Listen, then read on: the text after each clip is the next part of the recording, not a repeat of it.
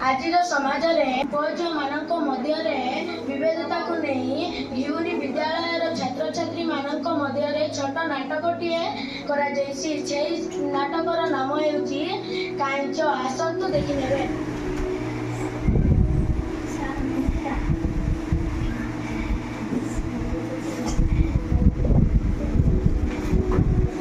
ଆରେ କିନା ପାଠ ବୁଝିଲୁ ତ?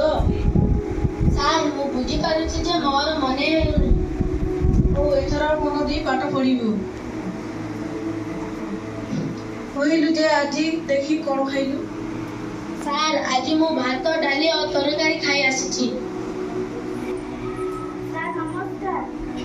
ସାର୍, ମୁଁ ପାଠ ପଢ଼ିବି। ମୁଁ ଟ୍ୟୁସନକୁ ଆସିବି। ତୁମ ଘରେ ପଇସା ଦେଇପାରିବେ ତ? ଟ୍ୟୁସନ ଫି ଦେଲେ ହିଁ ମୁଁ ପାଠ ପଢିବି। କାଇଁଚ କୁଆଡ଼େ ଗଲା କେଜାଣି?